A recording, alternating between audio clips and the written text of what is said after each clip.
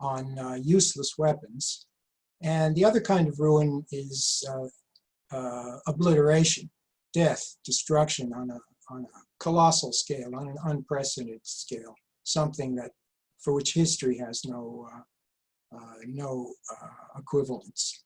So those are the two themes I'm going to pursue here. And if you come away with nothing else, please understand that the consequences of a nuclear arms race are enormous waste, tremendous amounts of national resources poured into what is a fruitless and dangerous endeavor. And the other consequence, much more serious, is the increased risk of a nuclear war, which will dwarf any sort of loss of life mankind has seen in all of recorded history. So those are the 2 points I'm going to try to put across, and bear with me. Some of the details may be a little overwhelming, but these are the 2 messages of this presentation. So let's start with wasted resources. This is an aerial photograph of what the Air Force calls the boneyard. It's a vast air base near Tucson called Davis-Monthan. There are about 5,000 retired aircraft at Davis-Monthan, covering 2,600 acres. And the ones we see in this picture are B-52s. The silver ones are from the Cold War era. The camouflage ones are from when they were dropping tons of conventional bombs on Vietnam. These are about 60 million apiece in terms of current dollars.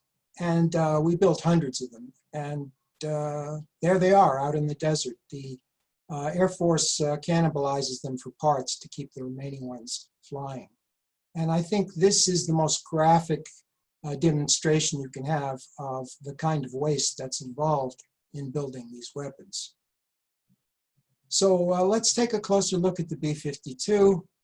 744 were built starting in 1952. There are pilots flying them whose grandfathers flew them. There's 76 still in service, still nuclear armed, although they can drop conventional munitions as well. The acquisition cost doesn't even cover the whole program because of all the associated basing, maintenance, personnel costs. If you add it all up, it comes to $100 billion. And it's important to note that the ability of these bombers to execute their mission as originally planned disappeared decades ago when Soviet Union developed high-altitude guided missiles that could shoot them down. So rather than give up on the bomber deterrent, the Air Force said, well, we'll have them carry missiles, cruise missiles, short-range attack missiles, which raises the question of, if you're going to fly this plane over to launch a missile, why not just launch a missile? But one thing you'll see is that these defense programs have tremendous inertia. Once they get rolling, it's very hard to stop them. And that's true of the manned bombers. So just look at this little piece of the nuclear weapons defense pie. $100 billion for a couple decades, a few decades of B-52s. What does $100 billion buy? These are alternatives. You can't get all of these for $100 billion, but you can get 3,000 schools, 800 hospitals, a whole lot of private houses, 1 million four-year public college tuitions. So it's like one of the old senators said, $1 billion here, $1 billion there. Pretty soon you're talking about real money. But $100 billion is just one slice of the pie. And the bomber follies continue. For those of you who don't follow defense matters, in 1974, realizing the B-52 was aging, they built the B-1. Didn't turn out very well. Turned out to be hard to maintain and not really a good substitute. And then the high-tech approach was attempted in 1989. The B-2, which is literally more expensive than its weight in gold. They only built 20, and it's very fragile.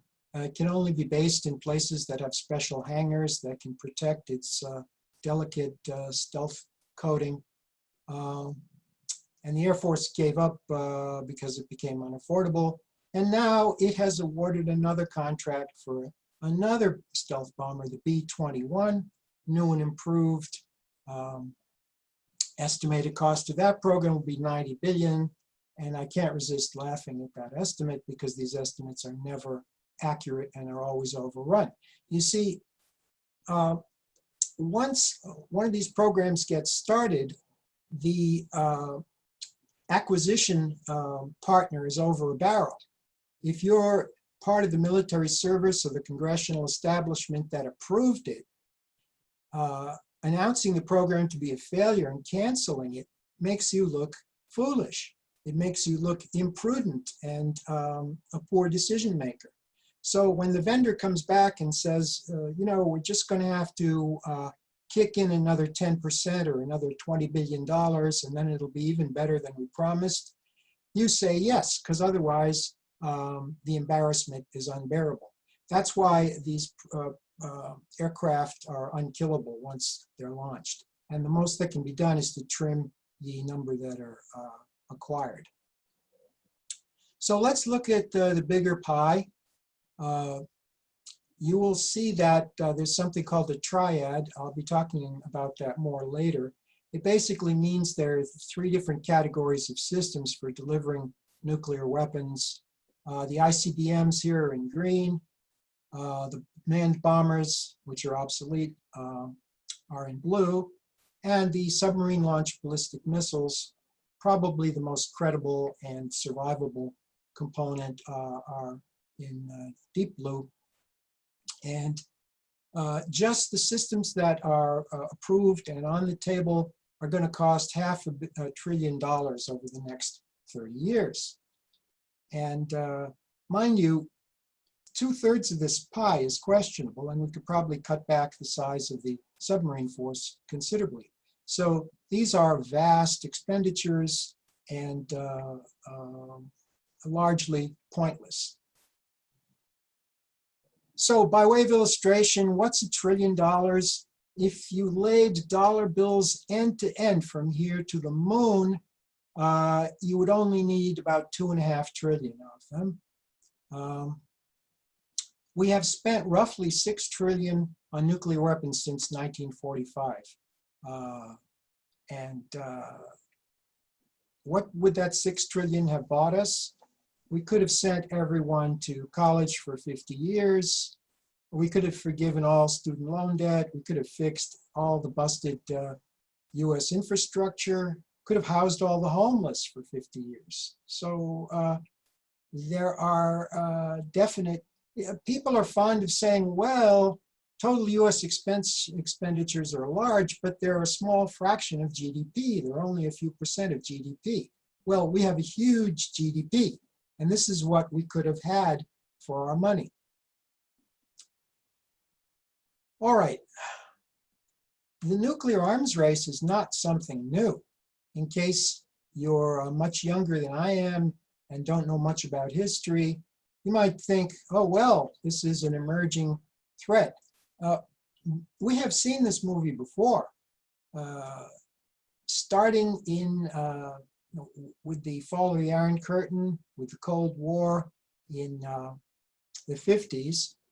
Both the US and USSR got into an arms race for a variety of reasons. And this led to what can only be called an insane accumulation of nuclear weapons. It was just an incredible number of warheads. Once the nations learned how to build them on an industrial scale and put all the resources of a superpower into these efforts, you got into the tens of thousands of warheads, more nuclear weapons than there were targets on Earth. And you got a concept called overkill, which was, well, we need even more because some of them may miss their targets, or to be totally assured of the destruction of a target, you need more than one warhead. At the height of the madness, according to Daniel Ellsberg's book, I think there were 40 warheads targeted on the Moscow area. So it's what Churchill called bouncing in the rubble. Complete madness. And this took us up to the crux of the peak of the buildup, Cuban Missile Crisis of 1962. You'll see this graph peaks around 62 for the US, and then on a lag with the Russians. Took them longer to get scared. So if you look at this curve, this is not a graph of declining coronavirus infections. This is the declining arsenals of deliverable nuclear weapons, nuclear stockpile. You'll see it peaks slightly after the Cuban Missile Crisis and then tapers off. And these are major arms control agreements: SALT I, SALT II, intermediate nuclear force reduction, SORT, and then the New START. And here's the key point. These agreements are now in jeopardy. These are not carved in stone. They were not without limit. And New START is up for renewal in a few months. And everyone's very anxious about Trump not negotiating in good faith and abandoning that. And then we're right back to the dangerous place we started. So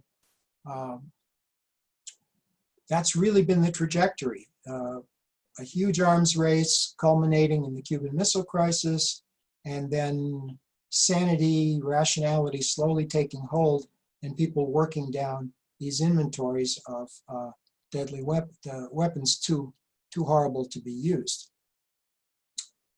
Now, we've been talking about quantities of warheads up to now, and that's sort of a numbers game. But it's important to understand there's been qualitative competition as well. Sometimes when your adversary gets ahead of you in terms of numbers, you can offset that by introducing something that has a multiplier effect or that works in a different way that the adversary can't match. So the US tried to get ahead of the Russians when the Russians developed their own A-bomb by introducing the H-bomb, which is 100 times more powerful. The Russians quickly equaled that. Then the notion of the two sides having the same number of bombers, one side decided, well, what if we had missiles? Those can't be stopped the way bombers can. ICBMs came into the inventory. The Russians matched that development. Theirs were not as sophisticated as ours, but they worked just the same. Then the US said, well, we'll put them on submarines which are invulnerable. And that gives us a guaranteed deterrent. It took the Russians a while longer, but they did that too. And then in even greater horror, the miniaturization of nuclear warheads allowed multiple warheads to be put on each missile, the so-called MIRV. And these could be independently targeted. So now, if you've got 500 missiles, times 3 or times 5, you've hugely multiplied the number of targets you can strike. And the Russians matched that as well. The Soviets, that is. And then came the cruise missile.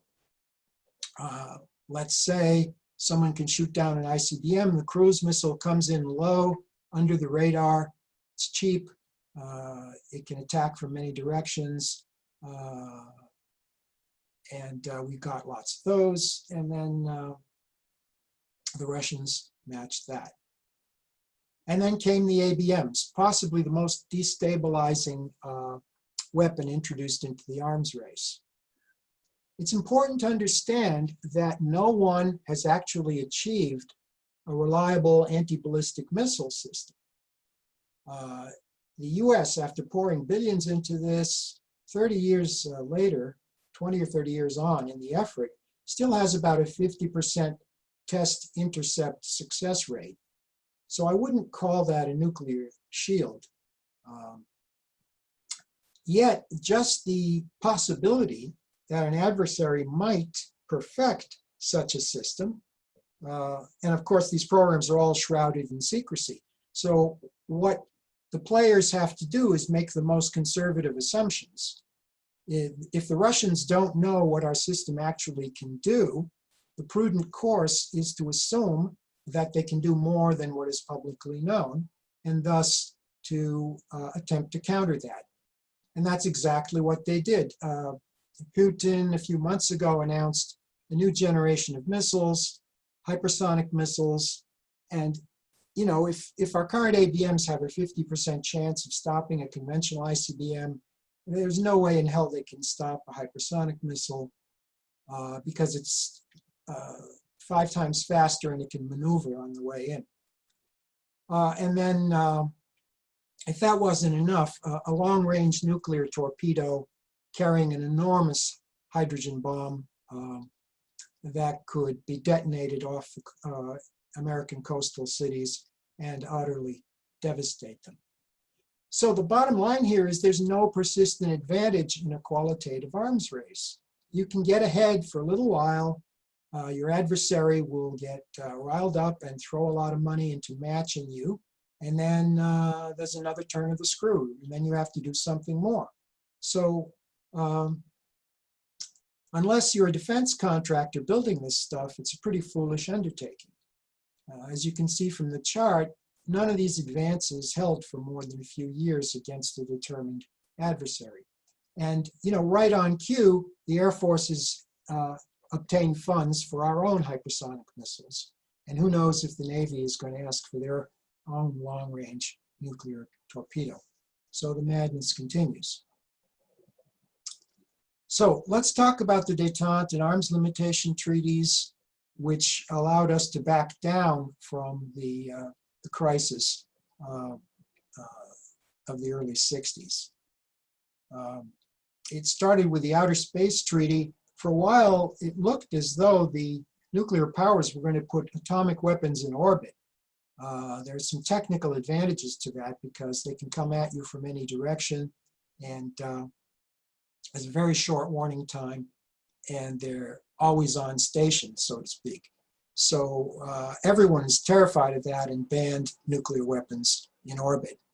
But again, it just takes one leader to declare that he's withdrawing from that treaty, and then we're back in that very dangerous game.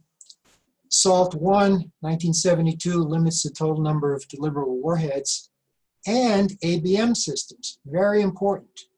The ABM treaty stopped this destabilizing process. At the point at which it was signed, the Russians had one system deployed around Moscow of unknown effectiveness, and the US had one system deployed around a missile launching base. And the ABM treaty froze the systems at that point. So not having to worry about the adversary having an ABM system took a lot of pressure off continued aggressive weapons development. Because, by the way, one of the ways you defeat an ABM system is you saturate it with incoming warheads. It's cheaper to build the incoming missile than it is to defend for a variety of reasons. The brute force approach is just to drop 100 warheads on one ABM defended site, and even if it's 90% effective, you're probably going to destroy it. So ABM was a definite destabilizing element of the arms race. SALT II substantially reduced the number of deliverable warheads. They had to scrap some bombers and some obsolete missiles. INF in 1987, following a wave of anti-nuclear weapon protests in Europe because there was a proposed deployment of short-range nuclear missiles, the American Pershing, in Europe. The Europeans were terrified by this because those missiles would now become targets for a preemptive or retaliatory Russian strike, which would send all of Europe up in nuclear flames. So the INF Treaty was signed to stop that development, and Europe sighed collective sigh of relief. START 1, the START negotiations were complicated. It was signed but not ratified. But finally, with New START in 2012, there was a final last round of sharp reductions in warheads. And they actually limited the number of multiple warheads that our missiles could carry. The Navy's Trident missiles, for example, can carry up to a half dozen warheads, but they're currently deployed with only 2 or 3 per missile. So big reduction reflected in the graph I showed earlier. And START is set to expire in 2021, and everyone's very nervous about whether it will be renewed. So unfortunately, these treaties have started to unravel. Bush the Younger withdrew from the ABM Treaty in 2001. And the explanation given at the time was that, well, we're not really worried about USSR anymore because it's collapsed and Russia seems to be a receding threat. But we need this ABM system to protect us from rogue states. Now, if you're Mr. Putin, he was actually asked about this in an interview and he broke out laughing. Because once this technology is perfected and deployed, it can be scaled up easily and create a very unbalanced situation. Because one of the scenarios that ABMs enable is you launch a preemptive first strike. You destroy 70 or 80% of your adversary's retaliatory capability, and then your ABM system, even with its limited effectiveness, blunts his or her retaliatory strike, thus allowing you to win, quote unquote, a nuclear exchange. To a sane person, this sounds far-fetched and extremely remote. But nuclear war planners are not very sane, at least from what I've read. And again, nations have to prepare for the worst possible case. And the uncertainties around these systems cause them to get into these arms race spirals. So Bush withdraws from the ABM Treaty. Now the Russians have cause to develop things that can defeat any possible ABM system, which they proceeded to do. We just learned recently. Trump withdrew from the Intermediate Missile Treaty. No one's quite sure why. There's some speculation that he wanted to counterbalance the Chinese growing military position in the Western Pacific by putting short-range missiles there. And also potentially put short-range missiles into Europe. Short-range missiles are very destabilizing because they have a short flight time. An ICBM takes 30 minutes from its launch point to reach anywhere on the globe. Short-range missile takes proportionally less. A missile launched from Poland can strike Moscow in 5 or 10 minutes. So the warning time is a significant factor.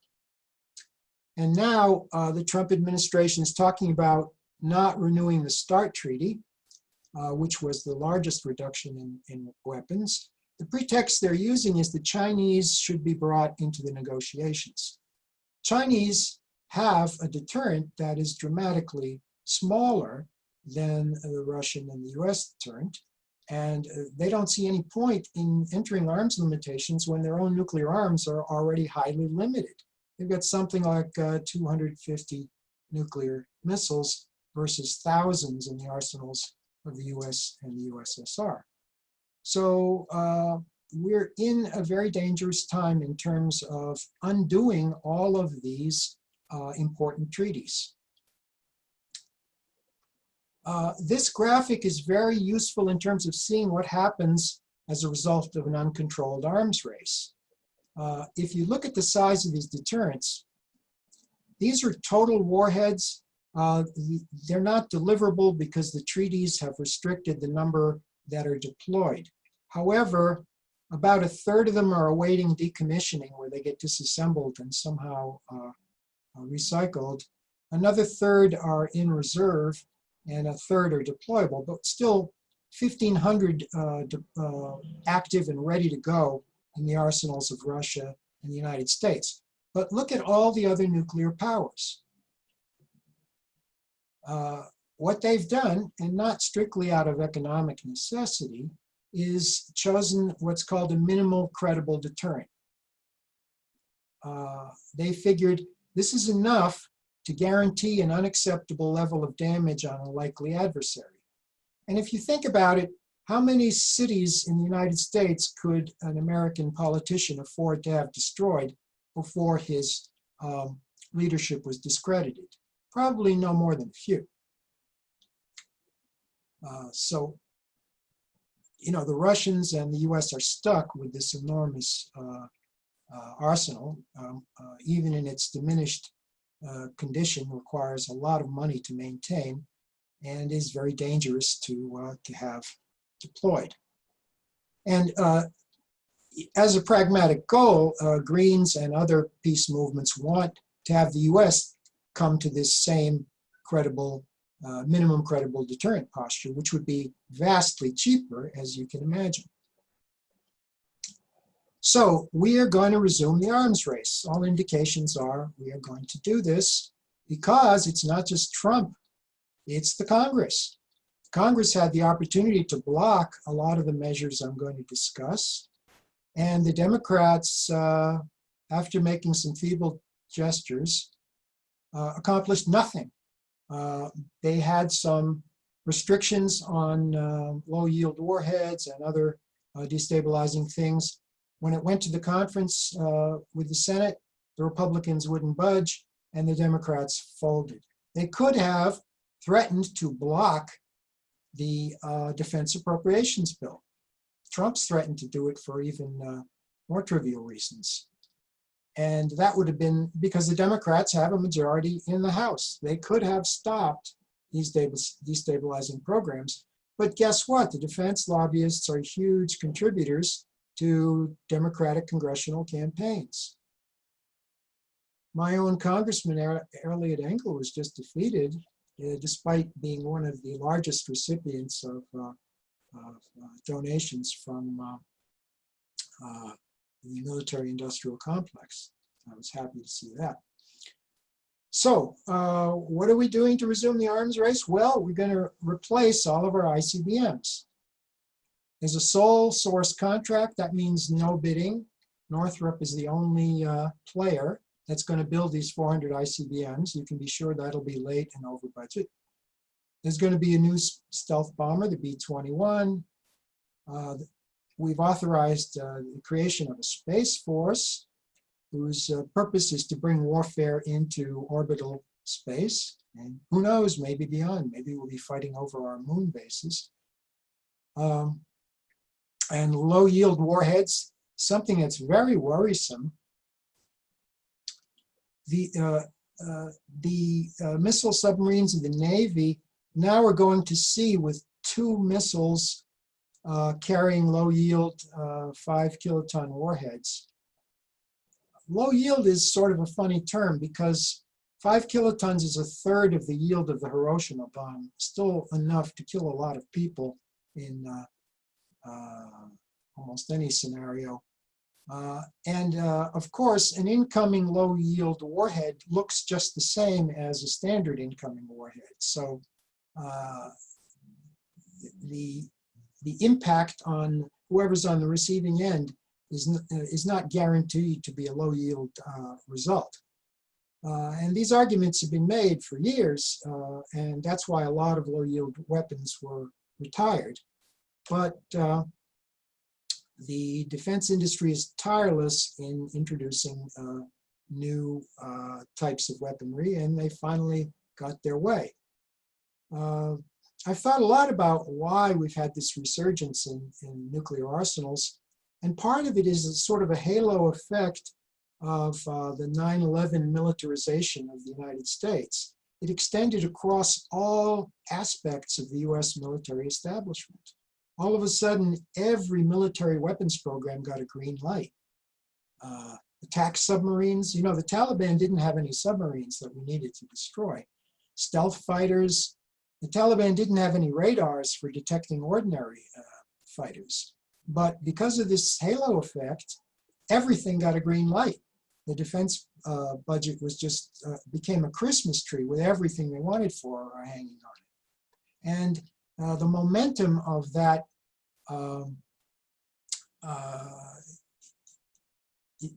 anything goes mentality for the Pentagon is still with us.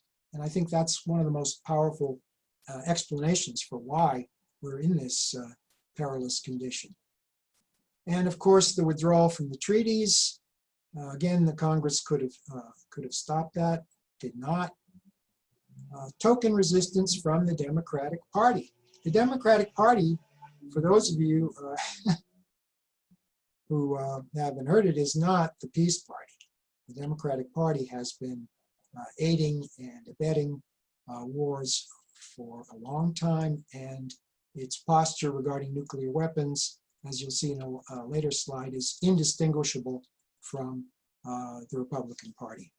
So the arms race is back on, and we can all say hee-haw with Slim Pickens here as he rides the bomb onto the target.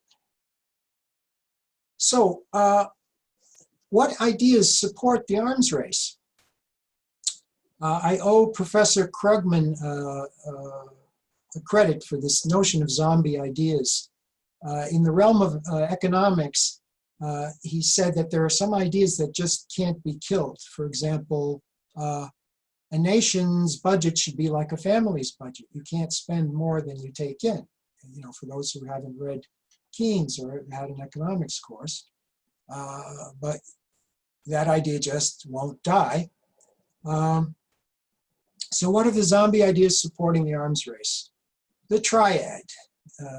We need 3 different kinds of nuclear deterrent. Mutual assured destruction. That keeps us safe by threatening to totally obliterate an adversary. Military Keynesianism. Spending money is good for the economy, especially when you spend it on deadly weapons. And we can win a nuclear war if we're smart enough, and listen to the experts who tell us all these things. So let's look at these. Here's what I call the holy triad, because this concept has been impervious to criticism for decades.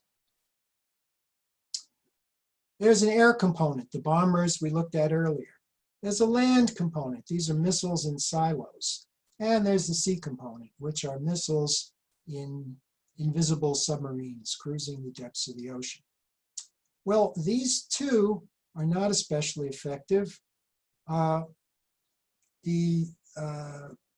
Nuclear weapons of our prospective enemies are so accurate they can destroy these silos very reliably. The bombers are vulnerable to being destroyed on their bases, detected in the air. Even stealth technology is a limited advantage as more advanced technologies prove an increasing ability to detect it. And they really don't get you much because these bombers launch missiles, so why not launch a missile? The submarines launch these missiles and can't be detected, so why launch a missile from a silo that can be destroyed in a preemptive strike? Nonetheless, we keep building them and buying them. And this is an idea that just won't die. Other nations have deterrents that don't have the triad. The UK just has the submarines, and they're not terrified of being destroyed. So mutual assured destruction, this is a truly crazy idea because it's vulnerable to accidents. I mean, what happens if your adversary is not really attacking you? You launch a massive strike, which of course triggers his counterstrike. So you're just asking for trouble. Besides which, if deterrence fails, what is the point of inflicting another 100 million casualties? To make you feel good? It's just madness. So, and what if a third party decides to trigger an exchange by a false attack? It's very hard to figure out where a nuclear weapon has come from sometimes. So Mutual assured destruction is as crazy as ever. Some people in the nuclear weapons establishment assert that the actual targeting plans now no longer involve mass casualty strikes on civilian populations. But of course, we don't know what's in Trump's briefcase. All we know is that he's got a set of target plans, which span a spectrum of violence from one or two weapons in a token strike to a massive launch. And of course, that's classified. So the public really doesn't know.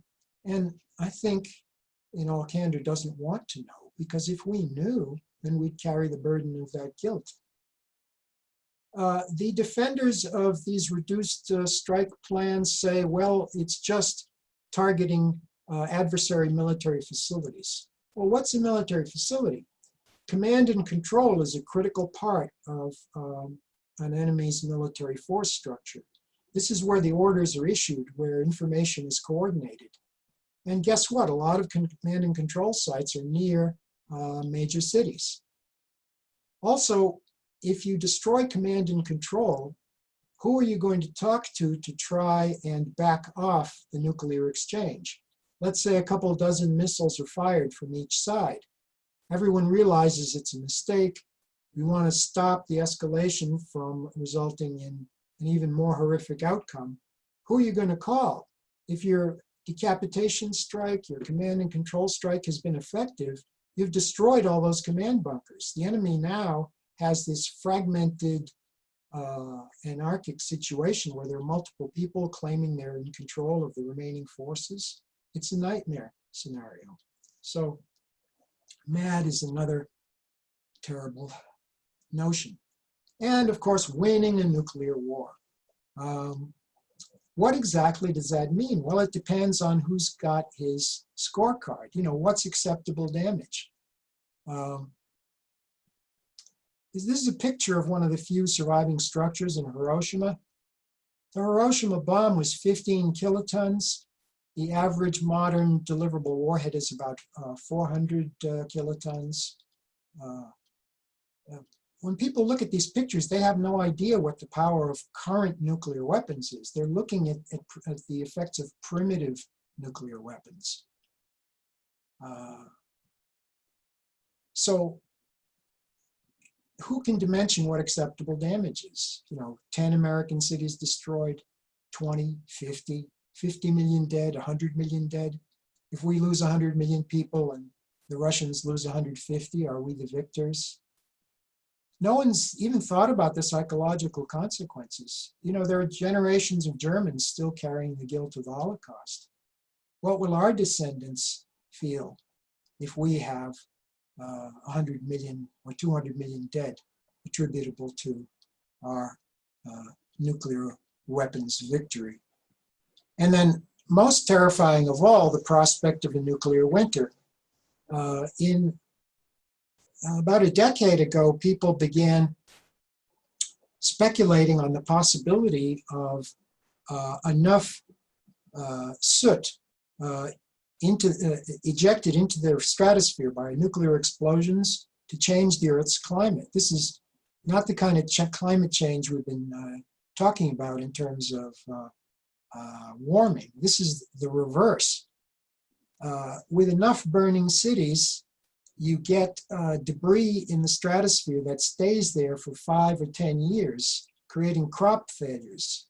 In the worst case, it drops global temperature 10 degrees, which is enough to cause famines, and in extreme cases, the collapse of civilization. And interestingly, the Pentagon hasn't really done any serious studies on how likely nuclear winter is. Nobody knows how many targets have to be hit to trigger this effect. So if you win a nuclear war, you may have a few more people around after the initial exchange, but if you create a nuclear winter, then it's maybe the end of human civilization. And then lastly, trust the experts. The military-industrial complex is enormously powerful, not only in terms of its financial and institutional strength and its political strength. It's powerful as an influencer because it underwrites hundreds of individuals that have high status and high prestige in the academic community, in private research organizations. These are the so-called experts on nuclear war. Of course, a nuclear war never having been fought, there are no experts. No one can speak from knowledge of history and say, this works and we showed it works. These are all people who have got PhDs and have read 1,000 books and papers on the subject, and now strut around telling us how we should prepare for a nuclear war. Peter Sellers as Dr. Strangelove, who was modeled on Henry Kissinger, who was an early advisor to Nelson Rockefeller and others, finally got the ear of Richard Nixon and racked up one of the bloodiest records of any Secretary of State, considered by many people a war criminal, and still going strong in his 90s. So it's important to know when you read an article from an expert on nuclear strategy that these are sort of creations of the defense industry. For every person with knowledge of nuclear issues in the peace movement, there are 100 MIC-affiliated defense experts. So they drown out the voices of people who are trying to take a sane perspective. And these are the people who testify and say, oh yes, we need the follow-on bomber, we need the low-yield warheads, we need more and deadlier weapons. And if that weren't enough to guarantee the supremacy of the military-industrial complex, they have a wall of secrecy. Oh, we can't tell you that, it's classified. Of course, they leak whatever they want to serve their cause when it's to their advantage. But if you want to know what's in the football, the briefcase that Trump carries with him to order a nuclear attack, that's classified. So you can't say the US is going to inflict mass casualty attacks. You have no proof. Those targeting plans change from year to year and month to month. The public has no say. And if you want to know what they are, that's classified. So it's kind of like bouncing pebbles off a tank, taking on the military-industrial complex. But if the public gets enough information about how dangerous this is, and if you approach a serious escalation, as we did in the Cuban Missile Crisis, then opinion can turn. And I'm hoping that as conditions worsen and tensions increase, Russophobia and anti-Chinese feeling keep getting ratcheted up, the public will slowly awaken to the real danger. And, you know, just as evidence, the experts on the eve of World War I said World War I would be over in a few months with smashing victories on both sides, of course. And it turned out to be a bloodbath that crippled European civilization and led to World War II. The experts said strategic bombing could win the war. And as a result, Americans consented to the destruction of civilian populations. All the cities of Japan were burned. Dresden, Berlin, Hamburg, many other cities were completely destroyed. Men, women, and children killed indiscriminately because that was the approved military strategy of the experts. Subsequent studies indicated strategic bombing did not do that much damage to strategic targets until late in the war. And it did not break the will of the civilian population. The Nazi Blitz did not break the will of the population. In England, the tremendous bombing of Germany did not break the will of the Germans. It was soldiers on the ground that ended those wars. And then counterinsurgency. The experts said American can defeat the wars of national liberation with computer technology and superior weapons.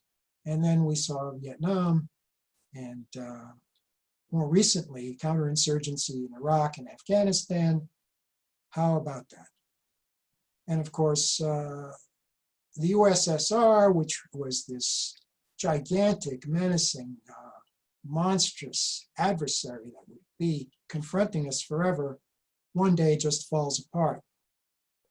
Not predicted by any of our very expensive intelligence agencies that systematically exaggerated the threat, once again to the advantage of the military-industrial complex.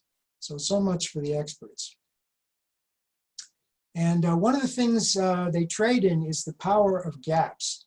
These are fabricated situations based on false claims where the US is falling behind. We're going to be annihilated by our enemies if we don't buy a whole lot more weapons.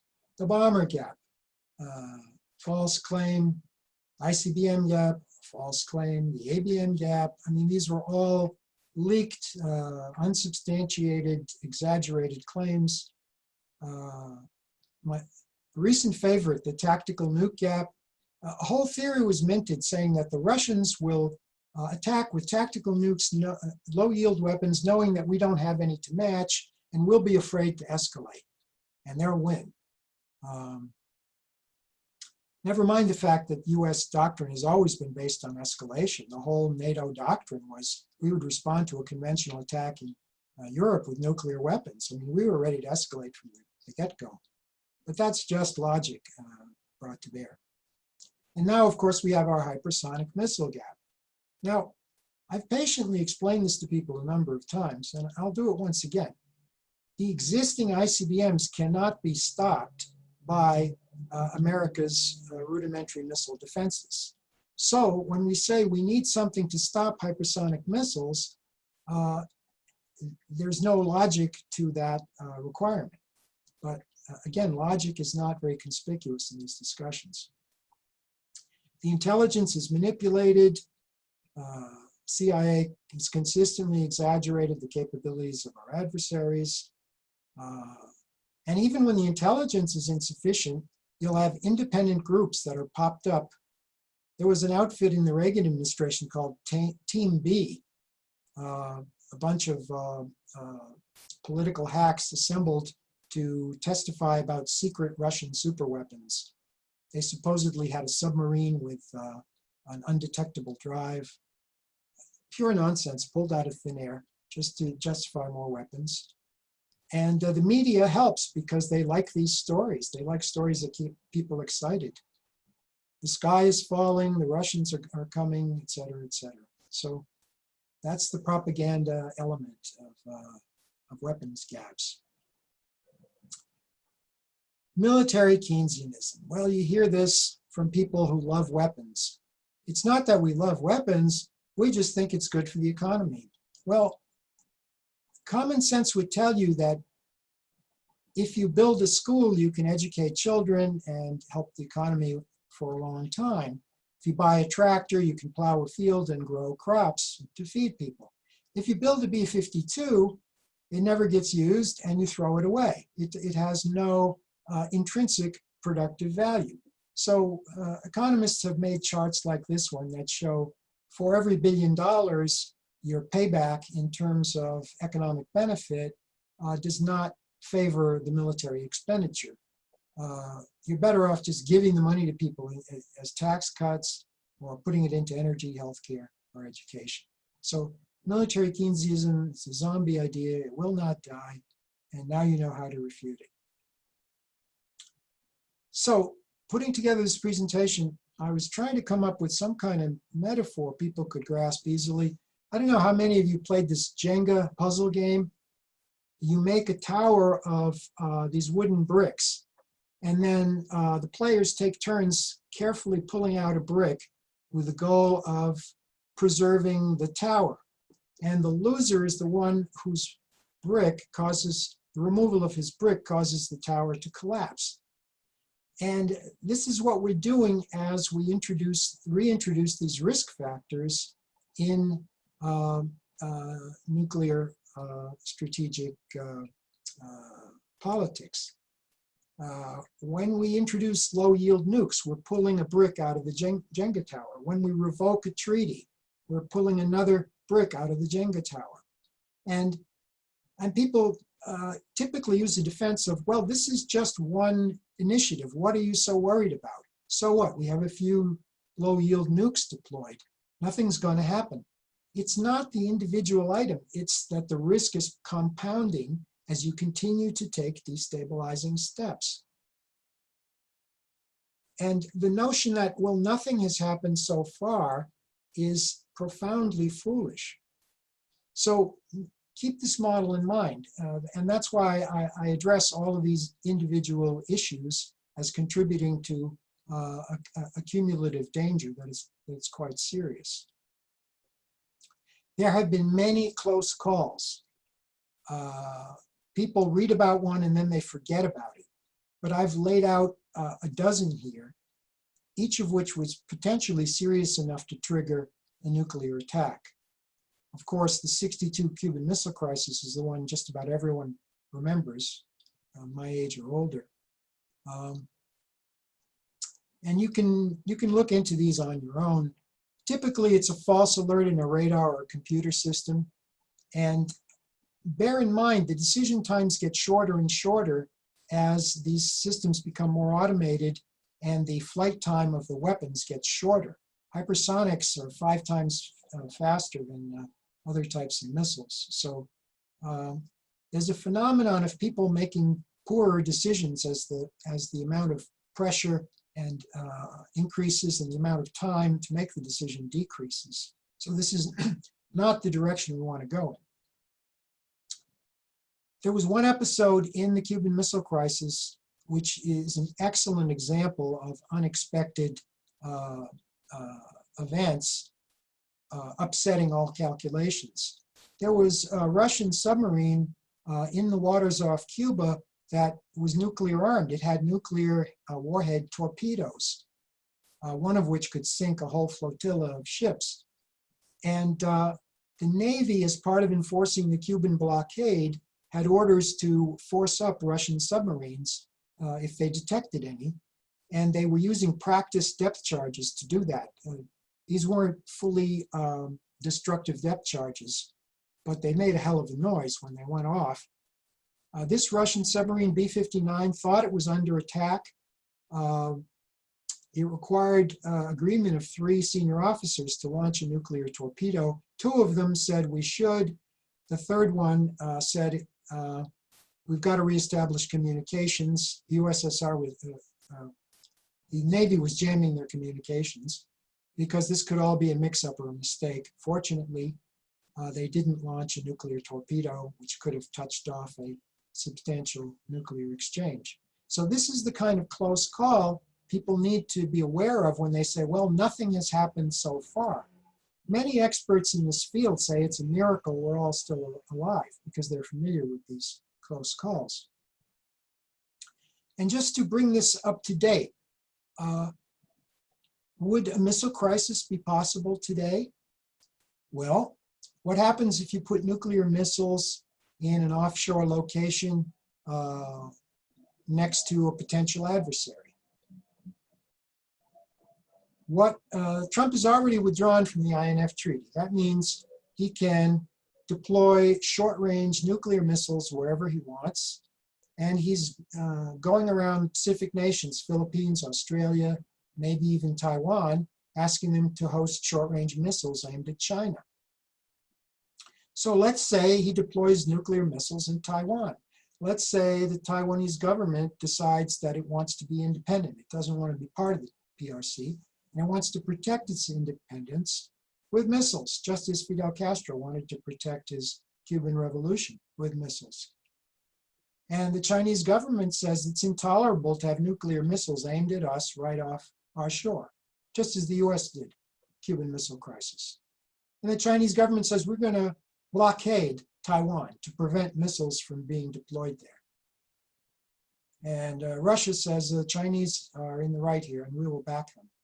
So the US says we will break the Chinese naval blockade. We have a right to defend our ally, Taiwan. Here we are. We're on the brink of a nuclear war again.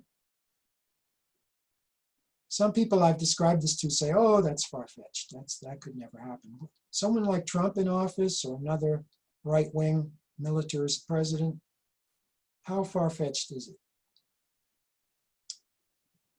So, weaponization of space. Just when you thought things couldn't get any crazier, the military-industrial complex loves space weapons because they are complicated, they're hard to test, and they're hugely expensive. It costs about $1,000 a pound to put something in Earth orbit. And weapon systems are big, complex, costly, lots of launches, lots of ground support. And a lot of them can be cloaked in black budgets, budgets that are so classified, highly classified, the public doesn't need to know what's going on. No one knows what you're doing. No one knows what you're doing wrong. No one knows what you're screwing up. There are many new types of weapons that are possible. A lot of people missed that in the charter for the Space Force and the early lobbying, they're asking for relaxed procurement rules. And those of you who follow this know that procurement rules have already been relaxed ridiculously for the Pentagon. They can now deploy systems that are in advanced development and fix them and change them as they go along. That's why the F-35 is so far over budget. But Space Force is going to have even more relaxed procurement rules. The systems are untestable, satellite interceptor networks and classified systems, almost impossible to simulate. How can you audit the effectiveness of these secret advanced weapons? And they're quite destabilizing. You'll notice this thread through a lot of the escalation gambits. They deliberately destabilize the balance of terror, as it's called. One thing you can do with the Space Force is you can wipe out all your adversaries' warning satellites and communication satellites. So you can imagine the effect that would have if all of America's early warning satellites were suddenly knocked out and all our military communication satellites were knocked out. What would be our response? Not very well calculated, I suspect. So that's the reason weaponization of space is a very bad idea. It's going to cost a huge amount, produce weapons of unknown efficacy, and further destabilize the arms race. So all of this adds up to increased danger, increases the perceived threat on both sides, reducing warning time, complicates command and control. Who are you going to talk to if half of your adversary's leadership is destroyed? Likelihood of accidental use is, with all these new weapons, you don't know if the safety safeguards are effective. It takes years sometimes to find a weak spot or a vulnerability. And if someone really falls behind, game theory indicates that they have a higher motivation for a preemptive strike. If you're losing the race, why not strike while you still have a chance of preventing annihilation? So there's an end of the road for military violence, and nuclear war is what I call the lethal overdose. At this point, no one can seriously imagine coming out of a nuclear war in a victorious posture, despite what some of the experts might say. Between the vast number of deaths beyond anything we've seen and nuclear winter, it's just a horrific set of outcomes.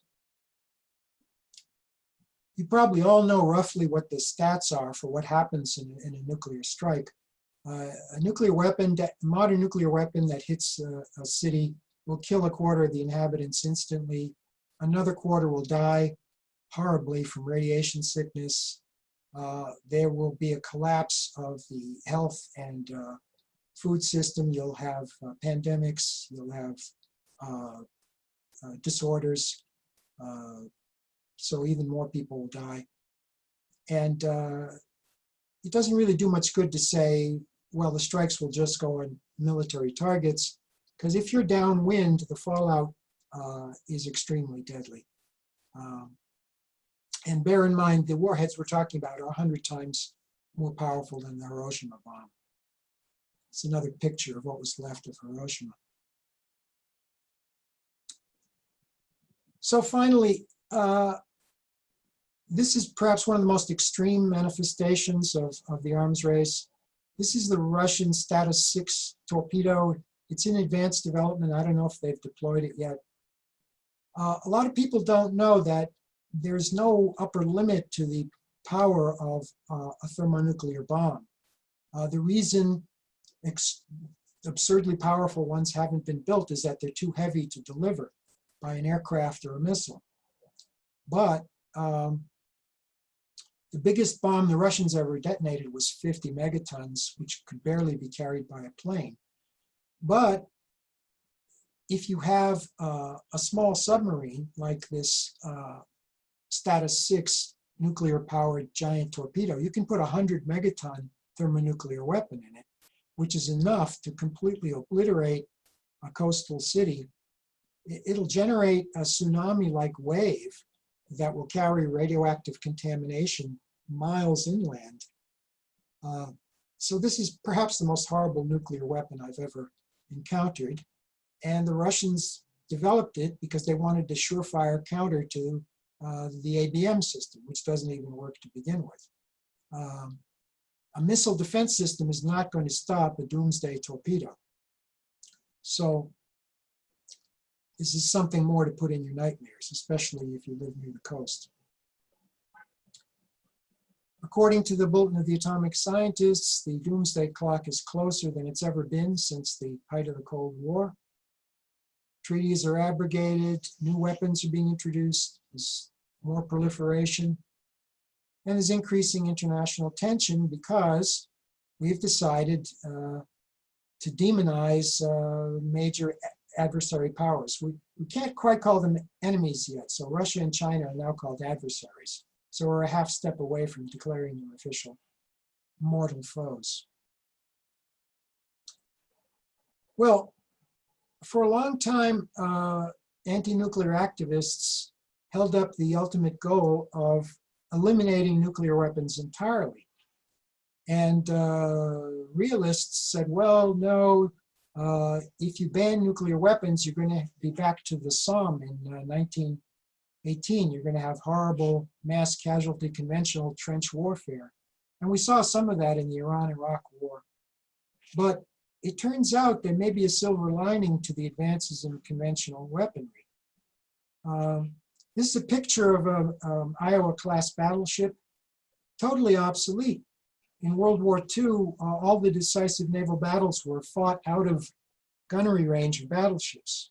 And it may be that our nuclear weapons will be eliminated because of their obsolescence. Here's an aerial photograph of a precision weapons strike happened about 6 months ago. Some Iranian-supplied cruise missiles crippled a petroleum processing plant in Saudi Arabia, and for a few months cut in half Saudi Arabia's oil exports. This was just a couple dozen relatively inexpensive precision-guided cruise missiles. So there is the prospect of doing away with nuclear weapons. After taking them down to relatively sane levels of minimal deterrent, if nations can agree that they don't really need them anymore, we can get out of the business of weapons of mass destruction, and we can remove this sword of Damocles over the heads of civilian populations. So there is, the irony is that weapons technology may get out of this horrible nuclear arms race situation, simply by allowing conventional weapons to destroy legitimate military targets. Okay, the last point about the burden of nuclear weapons. There's been so much contamination generated by these production sites that the US has an enormous bill to pay for cleaning them up. At Hanford, for example, where the plutonium was manufactured to create the core of the weapons, there's something like 50 million gallons of high-level liquid waste that has to be disposed of. It's a hugely expensive project. And all these other sites that neglected environmental concerns for decades because national security is at stake. National security justifies anything. All these have got to be cleaned up. So apart from all the horrors of potential nuclear war, we are living with all this toxic residue that's going to be very expensive to deal with. So just to review, this is what the Greens and other like-minded, sane people should stress. Enormous waste is what's at stake, and the risk of a war to end all wars in the worst way is at stake. What we need to do is unify our actions among peace groups and concentrate on nuclear war issues. Probably the easiest thing to achieve in the US would be to get Congress to approve a no first use policy. Even Elizabeth Warren has proposed that. We need to halt destabilizing weapons development, which would be an uphill struggle because of the power of the military-industrial complex. We need to return to compliance with existing treaties and sign new treaties. How obvious can we get? We need to reduce arsenals to the minimal credible deterrent size, and we need to make progress toward the complete abolition of these weapons. Last slide. I tried to summarize the tabulation of where the parties stand. You will note that the Democratic Party supports the first use of nuclear weapons. It supports threatening nations with nuclear attack. The phrase they like is, take nothing off the table. Having a nuclear weapon on the table is something they support. Unchecked presidential power to launch nuclear war. A lot of people still don't know there's nobody who can countermand the president. If President Trump says we're going to launch a nuclear strike, if he opens that briefcase and pulls out one of the attack plans, all the vice president is responsible for is confirming that it is the president who has given the launch order. He can't countermand it. No one in the military can countermand it. And yet, the Congress won't pass any legislation to change that. The president has total control of the authority to launch a nuclear war. It's utter madness. Massive nuclear strikes, they're certainly part of the menu that's in the briefcase. Democrats support that. Steadily increasing the defense budget. The latest one that's taking shape in the House, get this, it includes a Democratic amendment to keep troops in Afghanistan, just to prove we're not afraid of the Russians. Assassination by drone, yeah, sure, that's fine. Wasteful, mismanaged weapons programs, plenty of money coming from the Democrats for that. And sale of weapons to Saudi Arabia and the world's worst actors, yeah, sure, no problem. Now, mind you, there'll always be a dozen beleaguered progressive Democrats who cast token votes against some of these things.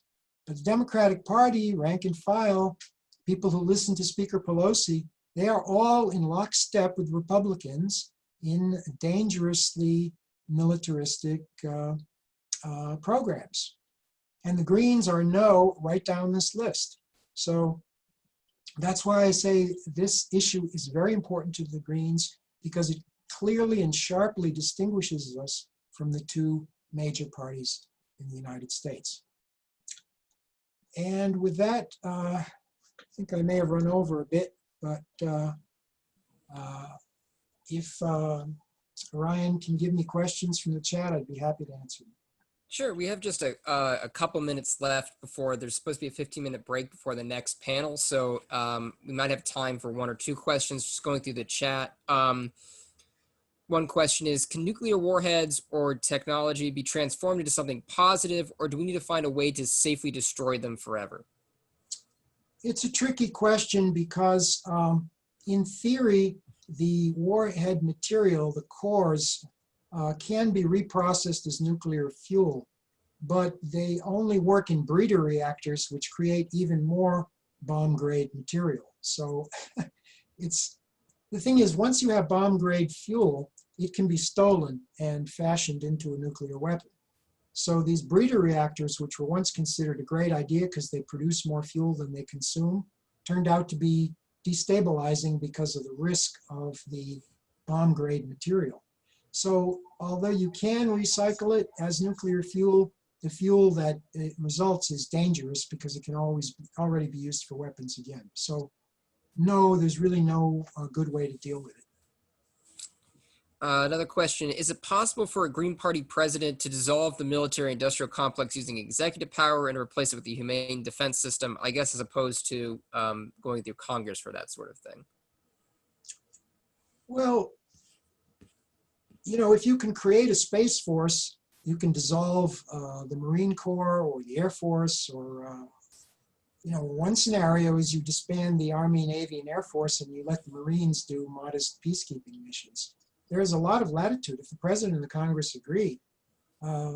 Remember, the post-American Revolution Army was a very modest force and wasn't even envisioned as a standing army. So there's historic precedent and considerable legislative power for completely refashioning the US military.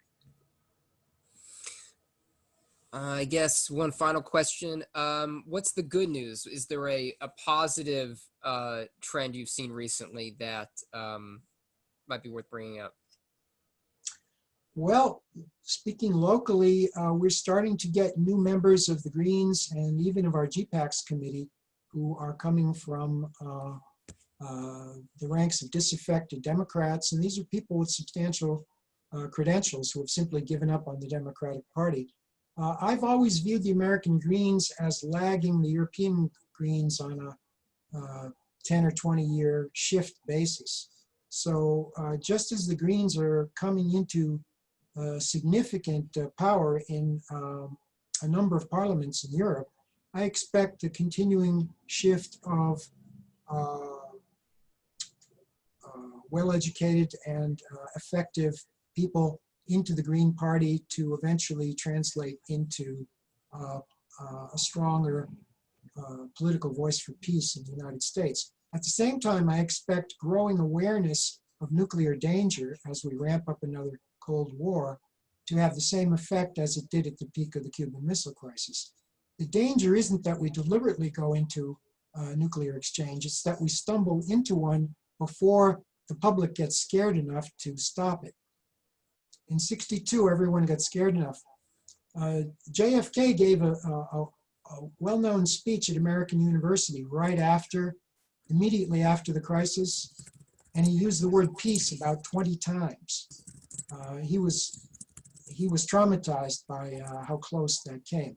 And I think once people see how dangerous all this is, there'll be public clamor at the same time that peace organizations become more prominent and attract more adherents. So that, to me, is the positive side, but it's going to be a couple of years in coming, and it's going to be a dangerous ride up to that point, because accidental war could break out.